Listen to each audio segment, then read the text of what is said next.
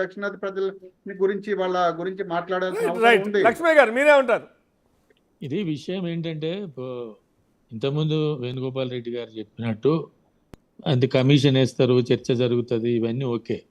కానీ ఇప్పటికే చాలా వ్యత్యాసం ఉంది. ఇప్పటికి వ్యత్యాసం ఉంది కాబట్టే ఇందిరాగాంధీ, వాజ్పేయి గారు ఇద్దరు 2 టర్ములలో వాళ్ళు డీలిమిటేషన్ చేయలేదు. కాబట్టి నేను అనేది ఏంటంటే డీలిమిటేషన్ అనే ప్రక్రియను రీథింక్ చేసేసి దాన్ని రీఆర్గనైజ్ చేసుకొని చేయాల్సిన బాధ్యత ఉంటుంది. అది ఫస్ట్ ఓన్లీ జనాభా ప్రాతిపదికన అనేది కుదరదు. ఇప్పటికే చాలా వ్యత్యాసం ఉంది, ఇప్పటికి తక్కువ వ్యత్యాసం ఏం లేదు. ఇప్పుడు తక్కువ వ్యత్యాసం ఉందని అనుకోవడానికి ఏం లేదు, కానీ అది మరింత పెరుగుతుంది, మరింత పెరుగుతుంది క్రమంగా. ఇప్పుడు మనము దేశ సమైక్యత, సమగ్రత, ఐక్యత, ప్రజాస్వామ్యము కాపాడాలనే దాంట్లో నాకు కానీ మా లాంటి వాళ్ళకి ఎటువంటి అభ్యంతరం లేదు. అదే ఉండాలి. దేశం సమైక్యంగా ఉండాలి, దేశం ఐక్యతగా ఉండాలి, దేశం సమగ్రతను కాపాడడానికి ప్రయత్నం చేయాలి. అది ఇటువంటి పద్ధతుల ద్వారా, ఇటువంటి విధానాల ద్వారా దేశ సమైక్యత దెబ్బతింటుంది. మాలాంటి వాళ్ళము మేము అంబేద్కర్ ఆలోచనల్ని, అంబేద్కర్ యొక్క అభిప్రాయాల్ని గౌరవిస్తూ ఆయన ఆలోచనల్ని అనుసరిస్తున్న వాళ్ళం. ఆయన దాదాపు చాలాసార్లు చెప్పాడు. కాబట్టి ఈ అన్నిటి ప్రక్రియని మళ్ళొకసారి తీవ్రమైన చర్చ జరగాలి.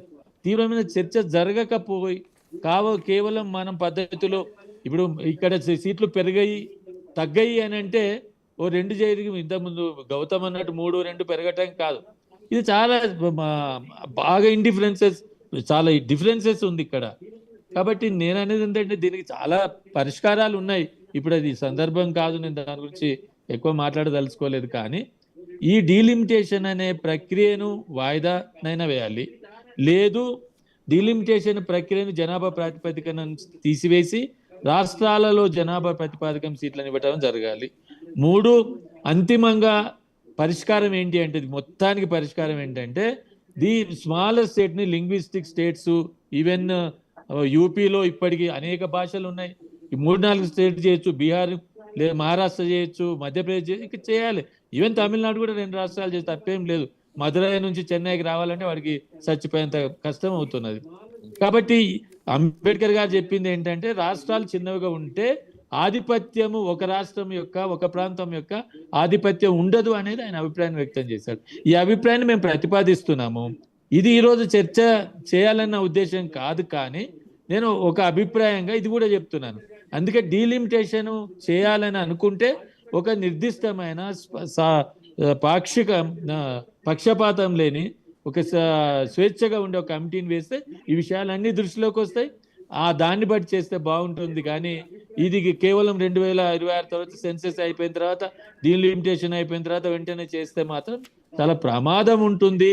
ఇది మీరు కోరుకుంటున్న, బీజేపీ అనుకుంటున్న ఒక దేశ సమైక్యతకే ఇది ఒక ప్రధానమైన ప్రమాద సంకేతం అవుతుంది అనేది నా ఉద్దేశం.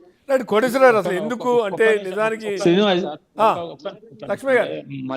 నేను వేణుగోపాల్ రెడ్డి, మల్లేపల్లి గారు మాట్లాడిన దాంట్లో చిన్న రాష్ట్రాలకు మేము కూడా అనుకూలం. ఎందుకంటే పరిపాలనా సౌలభ్యం కొరకు ప్రజల యొక్క, అంటే ఇక్కడ మనకు అప్పుడు ఎన్టీ రామారావు వచ్చిన చిన్న మండలాలు, పంచాయతీలు ఎట్లా తీసుకో, మేము కూడా అనుకూలమే, దానికి వ్యతిరేకం కాదు. అది చేస్తే మంచిది, వారితో నేను కూడా ఏకీభవిస్తున్నా.